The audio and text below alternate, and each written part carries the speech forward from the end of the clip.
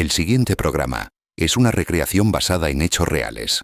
Algunos nombres y situaciones han sido modificados para proteger la identidad de los involucrados. Lo que estás a punto de ver está inspirado en testimonios y registros de los eventos originales. Durante abril comenzaron los traslados. Las piezas se ensamblaban en talleres improvisados, bajo granjas abandonadas o fábricas en desuso. Los drones utilizados pertenecían a una nueva generación experimental, fabricados con polímeros de bajo reflejo térmico y con motores eléctricos que reducían al mínimo la firma acústica.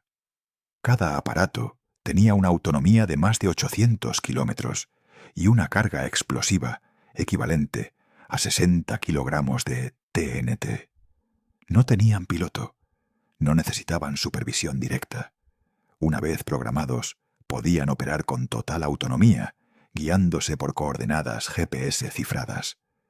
Cada noche, decenas de camiones emprendían su marcha hacia el norte y el oeste, dispersos, sin una ruta común. Ninguno debía levantar sospechas. Los conductores, reclutados entre transportistas con contratos civiles legítimos, no tenían idea de lo que llevaban en sus remolques. El sigilo era total. En cada frontera interna, los agentes ucranianos encargados de la seguridad suministraban papeles falsos que certificaban la carga como material industrial. Todo parecía rutinario. Pero dentro de esos contenedores descansaban las alas, los microprocesadores y los explosivos que semanas después convertirían la noche rusa en un infierno. El conteo regresivo comenzó oficialmente el 30 de mayo. Un documento clasificado, identificado como Operación Colibri, establecía la secuencia de lanzamiento. 117 drones, distribuidos en zonas distintas, despegarían en un lapso de 20 minutos. El enemigo no vería venir el ataque. Nadie esperaría que un enjambre de drones pudiera surgir desde áreas tan lejanas entre sí. El propio Volkov sabía que el éxito dependía de algo más que precisión técnica. Dependía del factor sorpresa y de la ingenuidad del adversario. En la jerga militar lo llamaban la ceguera de la confianza. A las 11:45 de la noche del 1 de junio, los operadores ucranianos sincronizaron sus relojes. Las órdenes fueron transmitidas a través de canales encriptados de corto alcance, usando tecnología Starlink. En ese instante, los receptores instalados en los camiones estacionados a lo largo de varias rutas se activaron. Las compuertas se abrieron lentamente. Desde el interior de cada vehículo, los drones se desplegaron uno tras otro, elevándose en silencio absoluto. Para quien los observaba desde la distancia, podían confundirse con una bandada de pájaros metálicos deslizándose en la penumbra. El primer impacto se produjo exactamente a la medianoche. El Sujoy, ardiendo en Morozovsk, fue seguido por una cadena de explosiones en Eisk, Kaluga y Aktubinsk. Los radares rusos detectaron actividad anómala, pero no lograron clasificar los objetos. Eran demasiado pequeños, demasiado rápidos, y volaban a altitudes variables. Los operadores tardaron varios minutos en reaccionar, y cuando lo hicieron, el daño ya estaba hecho. En menos de 30 minutos, 41 aeronaves habían sido destruidas o seriamente dañadas. Los depósitos de combustible explotaron uno tras otro, y el cielo se tiñó de naranja. Desde Kiev, los analistas de inteligencia observaban las transmisiones satelitales con una mezcla de incredulidad y temor. El comando no había anticipado una tasa de éxito tan alta. Cada punto de fuego en la pantalla representaba millones de dólares de equipo militar ruso reducido a chatarra. Y sin embargo, nadie sonreía. Todos sabían que ese ataque tendría consecuencias graves. el Kremlin no permanecería en silencio. La represalia era inevitable. Mientras tanto, los medios internacionales comenzaban a recibir informes fragmentarios.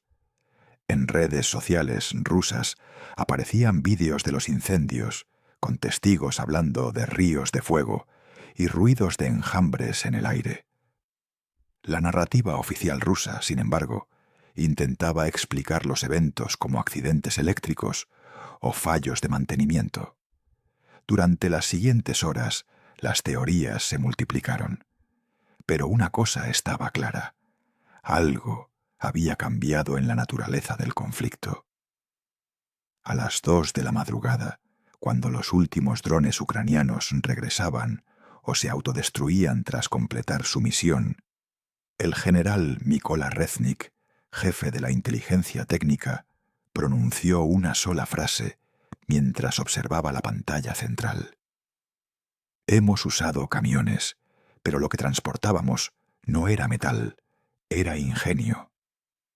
Esa frase se filtraría días después, convertida en símbolo del nuevo tipo de guerra que Ucrania estaba dispuesta a librar.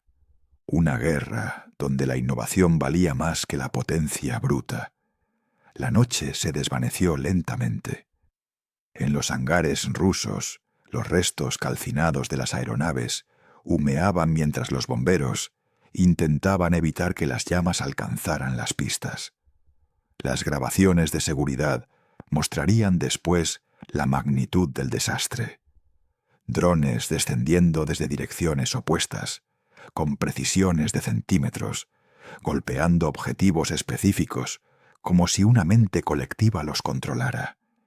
Era, literalmente, el despertar de una nueva era en la táctica militar. El ataque del 1 de junio marcaría el inicio de un capítulo oscuro y fascinante de la historia moderna. No solo por su impacto material, sino por el mensaje que transmitía. La guerra ya no pertenecía exclusivamente a los gigantes. Con creatividad, disciplina y estrategias de anonimato, un país con menos recursos podía golpear el corazón tecnológico de una potencia. Y todo escondido dentro de algo tan cotidiano como un camión civil que recorría una autopista cualquiera. El siguiente paso fue definir los corredores de tránsito. Las operaciones previas de reconocimiento indicaron múltiples rutas que cruzaban zonas rurales poco vigiladas o bajo mínima observación aérea. El diseño contemplaba que cada Translate camión circularía de noche, con intervalos de 5 horas entre convoyes. Las unidades principales utilizarían carreteras secundarias, evitando pasos fronterizos afectados por radares móviles rusos. Cada vehículo dispondría de translate o baterías camufladas, como translate, generadores eléctricos, y un sistema de apertura automatizada, controlado por un translate.modem satelital cifrado. Mientras tanto, en un translate.hangar abandonado en las afueras de Poltava, se desarrollaba la primera fase de la operación. Los técnicos probaban la estabilidad de los drones dentro de espacios cerrados, simulando condiciones de carga.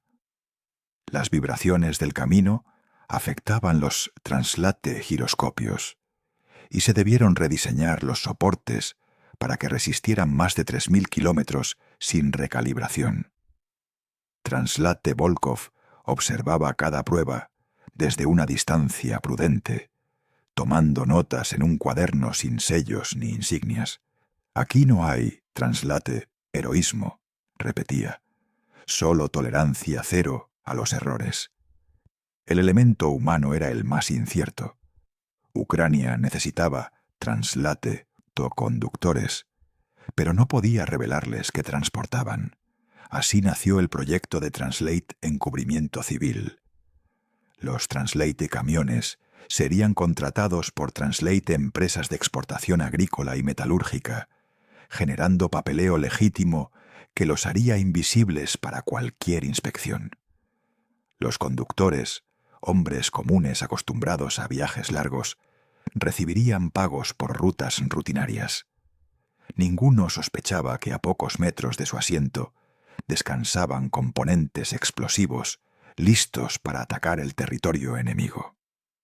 En paralelo, un reducido equipo de translate-to-criptógrafos desarrolló un protocolo de comunicación denominado Translate Espectro Azul.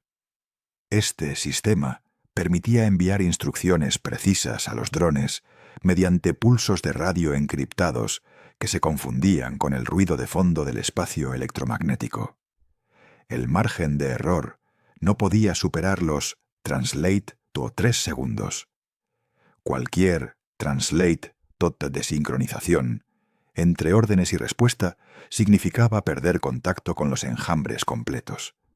La red de frecuencias funcionaba como una translate.orquesta invisible, donde cada instrumento sabía cuándo debía sonar, incluso sin escuchar a los demás. Para finales de abril, la fase de prueba concluyó. En una fría madrugada, un solo translatecamión de prueba salió del depósito de mantenimiento y recorrió 300 kilómetros hacia el oeste. Transportaba 2 drones completamente armados, aunque sin explosivos activos.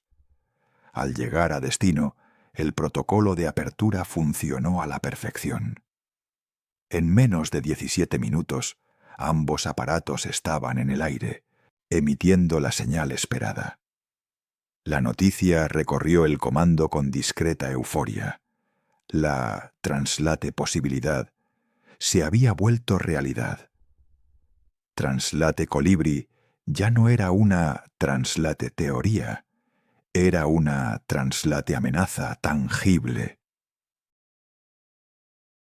Volkov sabía, sin embargo, que la parte más difícil no era lanzar los drones, sino mantener la ilusión. Durante mayo implementó manuales falsos, rutas inventadas y despachos camuflados. Incluso dentro del propio ejército, nadie podía trazar el mapa completo.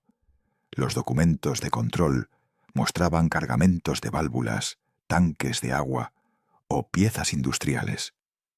Las autoridades aduaneras ucranianas recibían instrucciones cifradas para liberar los vehículos sin inspección.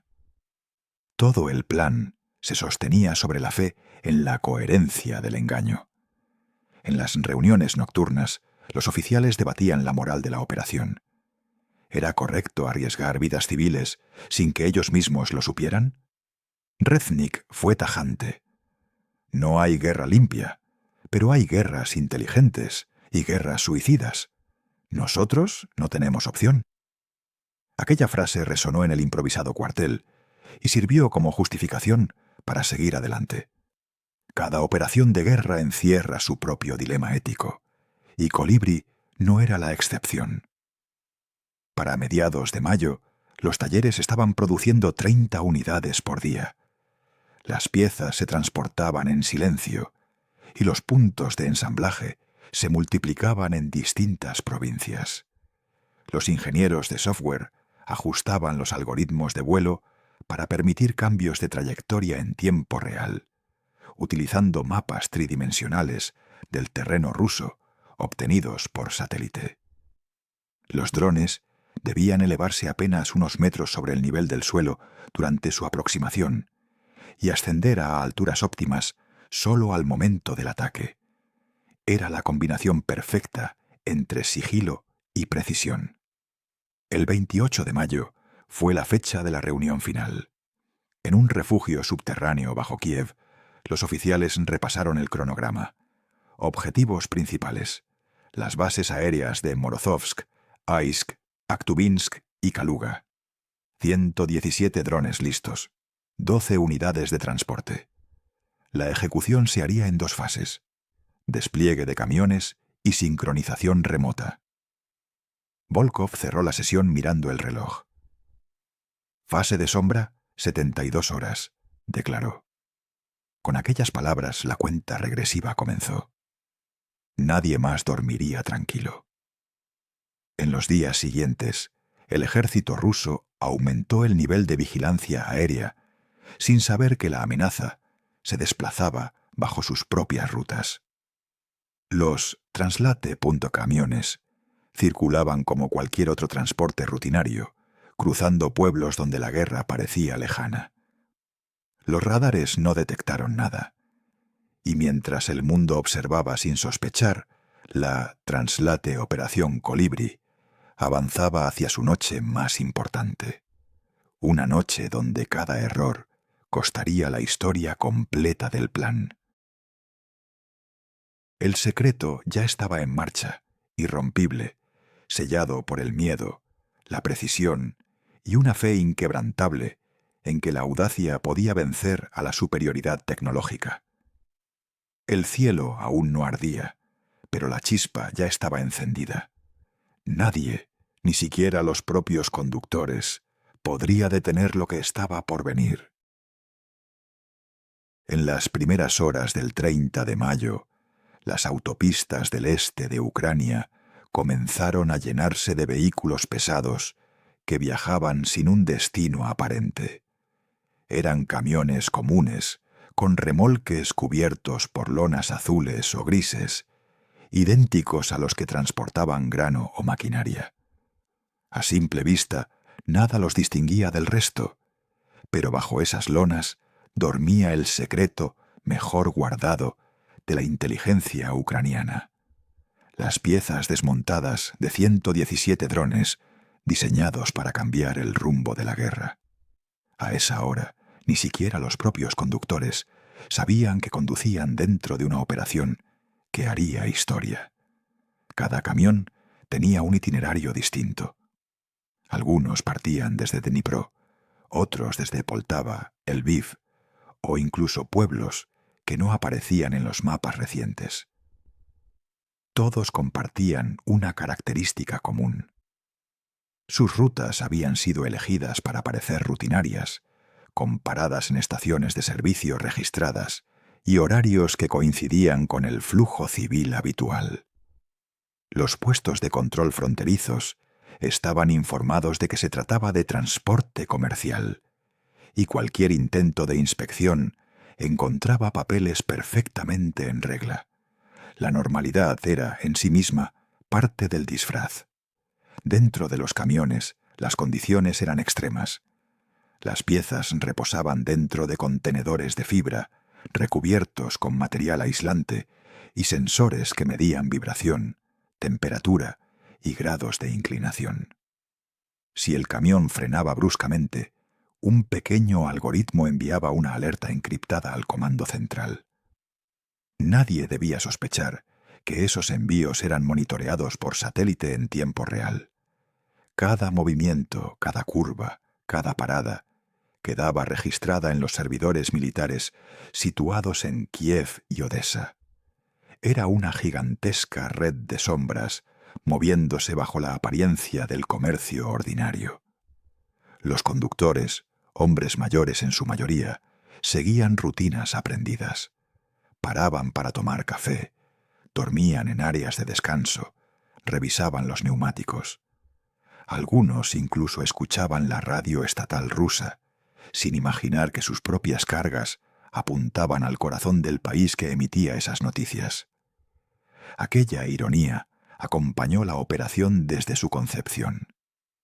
Las órdenes eran simples: no abrir las compuertas, no desviarse, no llegar adelantados. Cada minuto estaba sincronizado como parte de una coreografía nacional, donde la ignorancia era seguridad. El comandante Volkov se encontraba en un centro subterráneo a las afueras de Kiev, observando un enorme mapa digital donde se trazaban las rutas de los vehículos. Cada uno tenía asignado un código, desde Alfa hasta Lima, y todos se desplazaban con una precisión que rozaba lo mecánico. Sobre la pantalla, líneas verdes y amarillas cruzaban el territorio como un enjambre controlado a distancia. Habían pasado meses imaginando este momento, y ahora, con los motores rugiendo sobre el asfalto, el plan se hacía carne. Cada kilómetro recorrido acercaba la operación a un punto sin retorno. En el kilómetro 93 de la carretera E40, un camión con el código ECO 5 se detuvo por una falla en el sistema de combustible. El conductor, un hombre de 40 años llamado Andriy, no sabía que en ese momento varias divisiones de inteligencia seguían cada movimiento de su vehículo. Mientras levantaba el capó, el sistema de seguridad interno registró una interrupción en la cadena de energía y activó un protocolo silencioso. En cuestión de segundos, agentes de campo que viajaban en autos civiles se acercaron para monitorear la situación sin llamar la atención. La avería resultó ser menor, pero ese breve incidente demostraría el nivel de vigilancia del plan. Ningún detalle quedaba al azar. La madrugada del 31 de mayo, los últimos convoyes comenzaron a acercarse a sus zonas de despliegue. Algunos camiones se ocultaron en almacenes abandonados, otros en granjas o estacionamientos de fábricas fuera de operación. Un oficial describiría más tarde la escena como un ejército dormido en medio de un país que seguía respirando con normalidad. No había banderas, ni uniformes, ni insignias, solo motores apagados y cajas que parecían inofensivas. En ese silencio se escondía la preparación de un ataque cuya magnitud aún nadie podía calcular. Mientras tanto, en Moscú, los sistemas de inteligencia rusos registraban un ritmo de tránsito inusualmente alto en las fronteras interiores de Ucrania, pero lo atribuían a un cambio en los corredores logísticos tras los últimos bombardeos. Nadie en el Kremlin imaginaba que esos movimientos eran parte de un ataque coordinado. En los despachos de análisis militar, las reuniones se centraban en la defensa antiaérea y en los satélites que vigilaban el Mar Negro, no en los caminos rurales donde la amenaza avanzaba sigilosa dentro de simples remolques. Los drones viajaban desmontados en secciones etiquetadas con falsos códigos industriales. Una caja marcada como CN-42, válvula hidráulica, contenía en realidad un estabilizador de vuelo. Otra con la inscripción «Producto químico no inflamable» albergaba el circuito que detonaría la carga principal. Solo un pequeño grupo de técnicos sabía cómo reensamblar las piezas y dónde hacerlo. El manual de ensamblaje, escondido en archivos digitales encriptados, contenía instrucciones codificadas con referencias literarias para impedir su lectura por inteligencia extranjera. Era una combinación de ciencia, arte y paranoia. El 2 de junio, un día después de la operación, se descubriría que incluso algunos camiones transportaban módulos de control redundante. Si un grupo era interceptado, otro activaría su carga desde una ubicación alternativa. Volkov lo había planeado todo con una regla: minimizar el azar. Pero en ese momento, mientras los motores aún rugían sobre la carretera, nadie podía garantizar que todos los conductores llegarían a destino sin obstáculos. Los informes meteorológicos predecían tormentas dispersas, y un solo rayo podía desencadenar detecciones electromagnéticas indeseadas. El margen de error era casi inexistente. En una de las tantas paradas, un joven conductor llamado Ole llamó a su esposa desde la cabina del camión antes de dormir. Le contó que llevaba una carga pesada y que quizás demoraría un día más. Ella le deseó suerte, sin saber que su marido era parte de una operación que ocuparía los titulares del mundo 20 horas después. Nadie en su círculo familiar sabría jamás lo cerca que estuvo del epicentro de una de las maniobras militares más audaces del siglo. Al caer la noche, los camiones comenzaron a tomar posiciones finales. Volkov observaba cómo las líneas en el mapa dejaban de moverse una a una, hasta quedar fijas. Era la señal. Los puntos de lanzamiento estaban en orden. Algunos quedarían inmóviles durante más de 12 horas antes del despegue, bajo temperaturas cercanas a los 5 grados. Desde el aire parecían simples sombras sobre el terreno, confundidas entre remolques agrícolas y vehículos abandonados. Ni un radar enemigo, ni una patrulla aérea sospecharía lo que realmente aguardaba bajo esas lonas. A las 10 en punto, el general Reznik llegó al centro de mando. No habló de heroísmo ni de gloria, solo de tiempos y secuencias. Sabía que el paso más delicado estaba a punto de comenzar. Convertir esos vehículos anónimos en bases de lanzamiento sincronizadas. La orden era estricta. Ningún error de tiempo, ninguna señal de radio previa, ningún movimiento que delatara una actividad militar. A partir de ese momento, cada camión se convertía en un fantasma, un espectro sobre ruedas que nadie vería hasta que fuera demasiado tarde. Las últimas horas antes del ataque transcurrieron en un silencio absoluto. No hubo discursos, ni fanfarrias, ni señales de celebración. Los oficiales apagaron las luces y esperaron. Volkov, frente a su mapa, pensó en lo sencillo del engaño. Camiones comunes, autopistas comunes, conductores ordinarios. Y sin embargo, detrás de esa fachada se escondía el mecanismo más sofisticado de guerra invisible jamás ejecutado por Ucrania.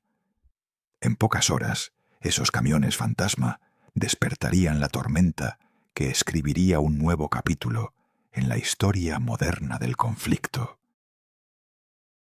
A las 11:45 de la noche del 1 de junio, el aire sobre Ucrania se volvió inmóvil. En decenas de lugares aparentemente inconexos, camiones estacionados activaron sistemas automáticos ocultos bajo tarimas metálicas.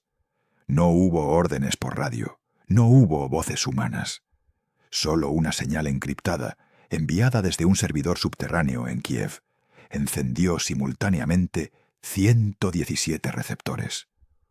Uno tras otro, los paneles comenzaron a abrirse, revelando dentro el corazón de una operación que combinaba precisión matemática y audacia inhumana. En ese silencio absoluto, la operación Colibri salía de las sombras. Los drones se habían ensamblado horas antes por técnicos que habían llegado disfrazados de mecánicos o electricistas. Ninguno había recibido más instrucciones que las necesarias. Ajustaron hélices, calibraron sensores y cargaron las baterías sin pronunciar palabra. Sabían que cualquier error pondría en peligro a todo el país. La tensión era tan densa que el sonido de los motores, una vez activados, se percibía como un rugido contenido, un presagio del caos por venir. No había vuelta atrás. La cuenta regresiva ya estaba en marcha. El plan se ejecutaba de manera escalonada. En el primer minuto, 17 drones despegaron al norte, seguidos por 35 que se dirigieron hacia el oeste. Otros 40 fueron liberados entre los campos de Chernigov y Poltava. Desde el aire parecían meras luces suspendidas, pero cada una estaba programada para volar exactamente a una altitud de 200 metros, siguiendo rutas que cruzaban puntos cardinales predeterminados. Los algoritmos de vuelo habían sido diseñados para que ningún dron colisionara. Era un enjambre invisible, guiado por rutas que se entrelazaban con una precisión casi orgánica. En el interior del búnker principal, el comandante Volkov observaba los monitores mientras una línea de código tras otra confirmaba el despegue. A su lado, los ingenieros de software ajustaban las coordenadas GPS manualmente, asegurándose de que los drones no entraran en zonas cubiertas por radares rusos.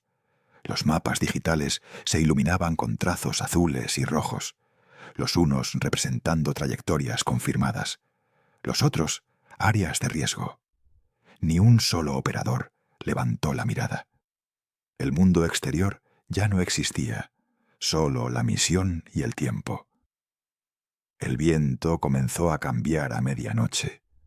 Los operadores calcularon la desviación atmosférica y los drones corregían su rumbo automáticamente. Los sensores térmicos detectaban temperaturas y reflejos metálicos en el terreno, adaptando la velocidad según las condiciones. Cada aparato llevaba conectada una carga explosiva, compuesta por una mezcla compacta de nitrato de amonio y octógeno, capaz de perforar estructuras de acero. La tecnología era artesanal, pero mortal. La orden de ataque estaba sellada. No podría cancelarse una vez que los drones cruzaran la frontera. Esa era la regla inmutable de la mina Operación Colibrí. 40 minutos después, los primeros radares rusos detectaron actividad irregular. Los ecos eran pequeños, dispersos, confusos. El sistema automatizado de defensa clasificó los objetos como interferencias, quizás pájaros o residuos atmosféricos. La señal era demasiado débil para justificar un protocolo de alarma. Nadie imaginó que aquel ruido indefinido era el preludio de la mayor pérdida aérea sufrida por Rusia en una sola noche desde la Segunda Guerra Mundial. Los analistas en Moscú discutirían más tarde cómo el enemigo había burlado sus defensas más avanzadas sin disparar una sola bala. Uno de los enjambres más grandes volaba sobre el río Don. Los operadores bautizaron el grupo con el nombre Vega. 14 drones viajaban en formación cerrada, a apenas 20 metros de altura. Cada aparato mantenía una distancia precisa, guiado por un sistema de triangulación basado en pulsos lumínicos invisibles para los radares convencionales. Desde el suelo, ni siquiera un ojo entrenado habría podido distinguirlos. Era como si las sombras del cielo se movieran con voluntad propia, con una lógica ajena a la humana. En el búnker, Volkov ajustaba el cronómetro principal. 0 minutos para la frontera. En ese instante, una voz emergió de los altavoces. Contacto confirmado. Todos los grupos en posición. Era el general Reznik, siguiendo la operación desde otro centro de comando. Las luces verdes cubrieron el tablero. Por primera vez, alguien en la sala se permitió respirar. De pronto, todas las pantallas comenzaron a parpadear con un mismo mensaje. Engaged. El enjambre había entrado en territorio ruso. Los drones cruzaron los límites de defensa en silencio total. El motor eléctrico emitía un zumbido apenas perceptible. En Aisk, los soldados rusos de guardia no escucharon nada. Solo vieron, unos instantes después, una luz blanca caer sobre una pista iluminada y luego una explosión que los lanzó al suelo. El primer Sukhoi ardió antes de que alguien pudiera comprender lo ocurrido. 40 segundos más tarde, el segundo impacto destruyó un hangar entero. En cuestión de minutos, el caos se propagó como fuego en la oscuridad. Cada dron estaba programado para atacar un punto específico del objetivo previamente calculado mediante imágenes satelitales. El software de inteligencia artificial analizaba en tiempo real las condiciones de luz, viento y temperatura para ajustar el ángulo de impacto. Algunos golpearon depósitos de combustible, otros aviones estacionados. La sincronización fue absoluta. Bases, separadas por cientos de kilómetros, fueron golpeadas al mismo tiempo. Era una simetría aterradora, casi artística, como si la destrucción siguiera un guión cinematográfico escrito con precisión quirúrgica. En Morozovsk, los técnicos rusos intentaron activar los sistemas Pantsir de defensa antiaérea, pero el software no respondía. Los drones habían lanzado simultáneamente interferencias electromagnéticas que inutilizaron los receptores. Los cañones automáticos giraban erráticamente, disparando al vacío. Ese fue el instante en que Volkov comprendió que la ingeniería improvisada de Ucrania había logrado algo que los manuales no habían previsto: la descoordinación total del enemigo. «El enjambre piensa», murmuró uno de los operadores. No era una metáfora. Los drones compartían información entre sí mediante pulsos lumínicos codificados, una especie de lenguaje mecánico que reajustaba las trayectorias sin intervención humana. Mientras tanto, desde un satélite civil, una cámara captaba la magnitud del ataque. Puntos de fuego aparecían de manera sincronizada. Los oficiales ucranianos observaban en silencio. No hubo aplausos ni gritos. Solo el parpadeo constante de los monitores que confirmaban la ejecución perfecta del plan. A esa altura, la diferencia entre éxito y catástrofe era de segundos. Uno solo de los drones extraviado habría delatado la operación. Pero los 117 aparatos cumplían sus rutas con precisión quirúrgica. A las 12:59, Volkov ordenó la extracción de datos. Los registros indicaban impacto confirmado en los objetivos principales. La misión seguía activa. Los drones restantes, los que no habían sido destruidos por la explosión, ejecutaban maniobras evasivas y autodestrucción para eliminar cualquier evidencia. Era la fase final del ataque, diseñada para borrar todo rastro. Ningún número de serie, ninguna señal de origen, nada que permitiera relacionar a Ucrania directamente con la ofensiva. Cuando los últimos drones desaparecieron del radar, el silencio volvió al búnker. Las luces del tablero se tornaron azules. La transmisión se cortó. En su asiento, Volkov apoyó las manos sobre el rostro. Nadie sabía cuántos aviones habían sido destruidos. Eso se confirmaría en las siguientes horas. Por ahora, solo quedaba la certeza de que el enjambre había despertado y que el mundo jamás volvería a mirar el cielo nocturno de la misma manera. El 1 de junio del año 2025, a la medianoche exacta, el cielo sobre Rusia se volvió rojo. Lo que comenzó como un zumbido leve terminó en un estallido que iluminó la noche desde el Mar Negro hasta los Urales. En cuestión de segundos, 41 aviones militares rusos ardieron como antorchas en aeródromos simultáneos. Nadie en tierra comprendía lo que estaba ocurriendo. Los radares no habían alertado. Los centinelas no habían visto nada. Parecía un ataque fantasma, una emboscada aérea sin pilotos ni misiles visibles. En la base de Morozovsk, los primeros impactos se produjeron sobre los depósitos de combustible. Los tanques estallaron, lanzando columnas de fuego de más de 30 metros. El calor era tan intenso que los hangares adyacentes comenzaron a colapsar. Los mecánicos de turno salieron corriendo, algunos envueltos en llamas. Los aviones Sukhoi 31, estacionados en formación, fueron alcanzados por fragmentos incandescentes y se incendiaron uno tras otro. Nadie había dado la alarma. El ataque había llegado en silencio y había destruido medio escuadrón en menos de 5 minutos. A 500 kilómetros, en la base de Aisk, la situación era idéntica.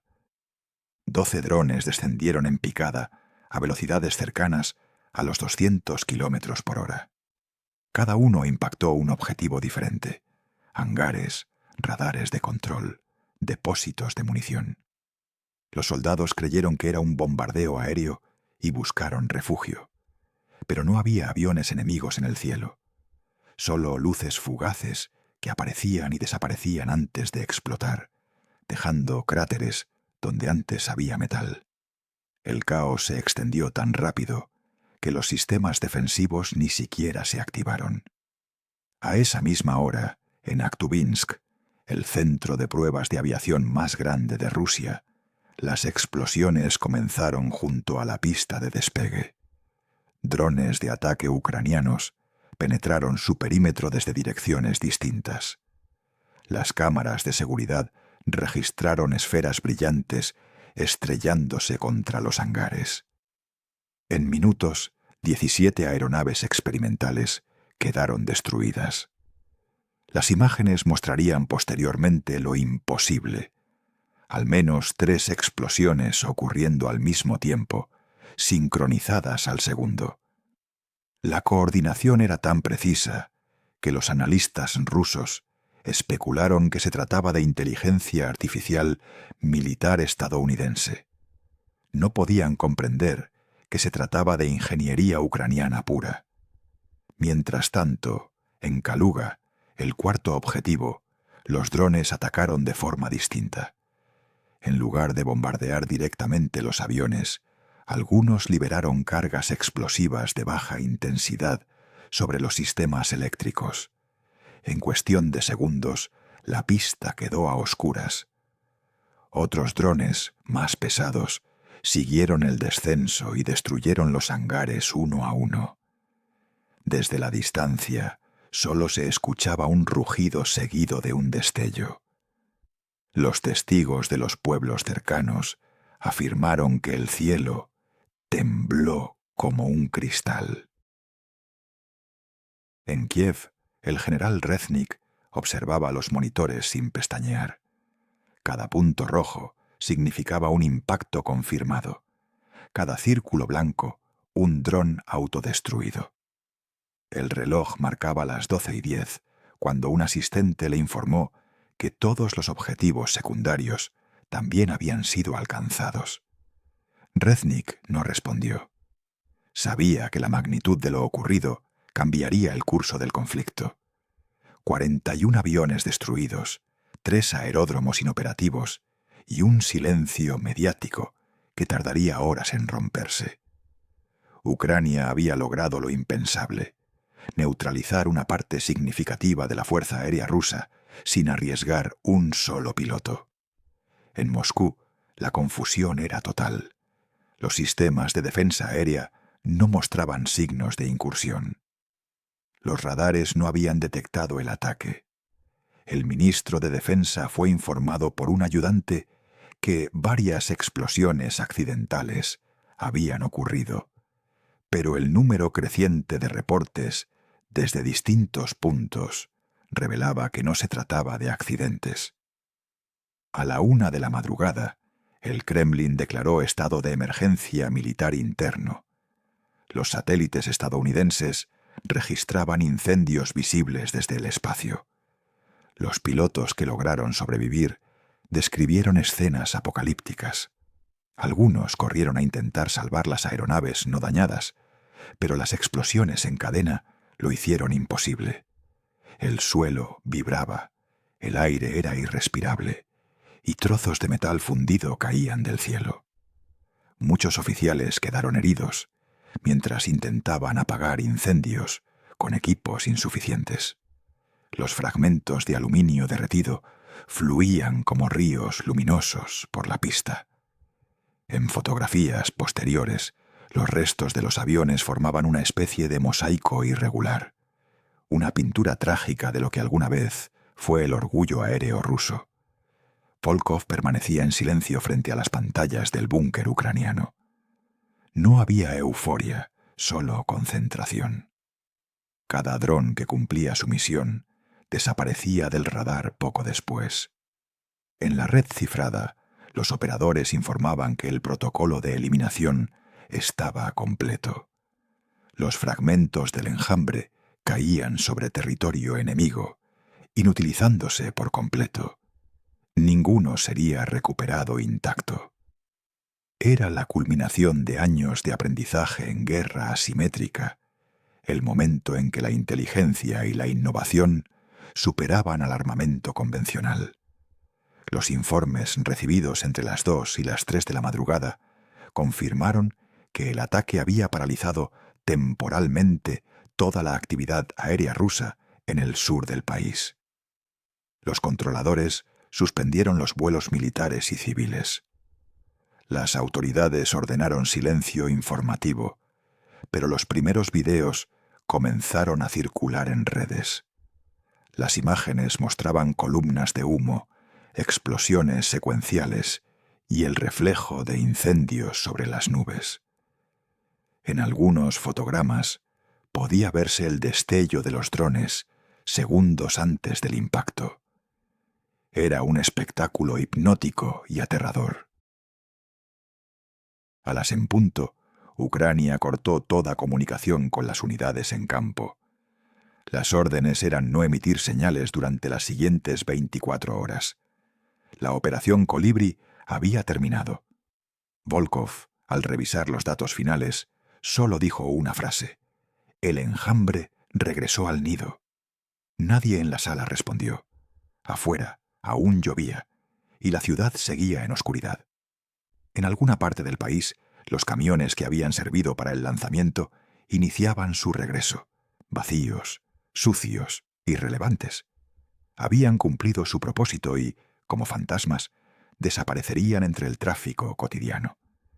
Cuando el sol apareció, la magnitud del desastre ruso quedó expuesta.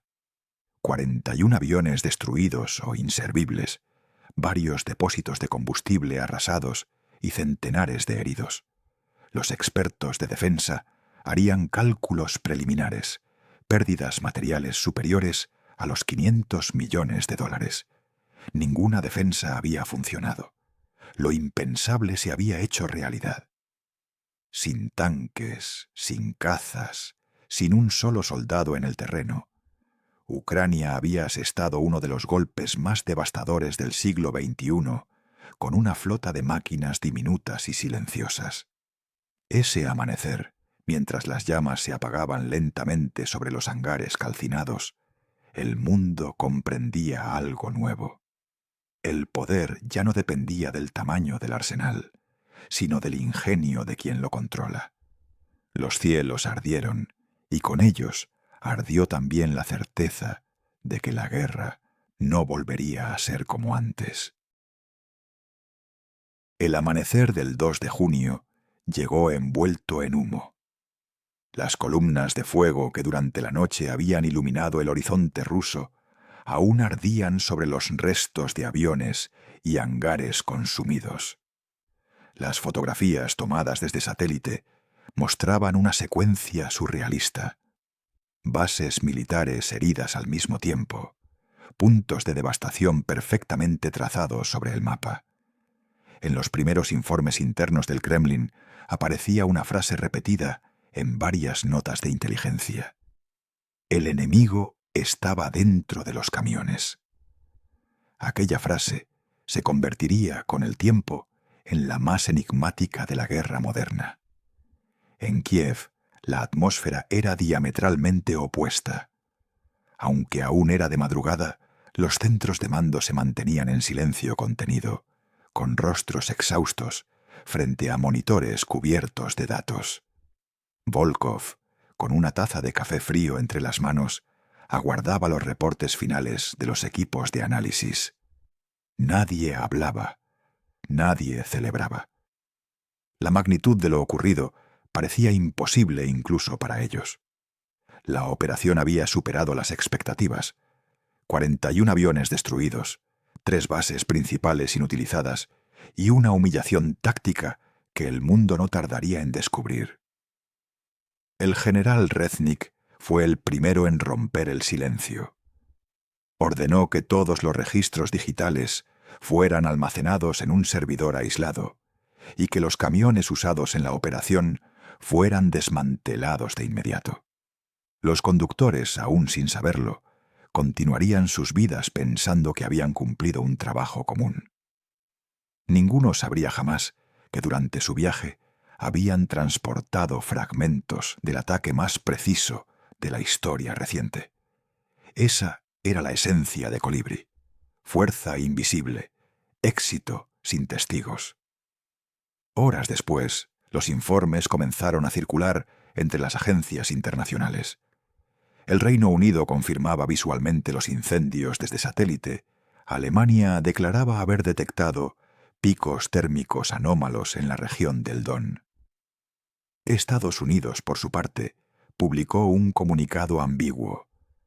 Observamos actividad no identificada sobre territorio ruso, sin participación aliada directa. Pero nadie se atrevió a señalar a Ucrania. La ausencia de registros radar, el origen desconocido de los drones y su posterior autodestrucción dejaron un vacío probatorio que la diplomacia supo aprovechar. La negación plausible se había cumplido a la perfección. En Moscú, la rabia crecía. Los generales rusos se enfrentaban a un dilema imposible de explicar ante el presidente. Las defensas antiaéreas más sofisticadas del país fueron burladas por un ataque que, en apariencia, no existió. No había trayectorias de misiles ni registros de aeronaves. Los restos recuperados eran irreconocibles. Fragmentos de polímeros sin marcas, placas electrónicas desintegradas. La propaganda rusa habló de sabotaje interno y de problemas técnicos. Pero en las filas del ejército, la palabra que resonaba entre dientes era otra: drones. Volkov presentó su renuncia semanas después del ataque. En su informe final escribió 7 palabras que quedarían grabadas en los archivos de la defensa. Fue un relámpago, pero deja sombra eterna.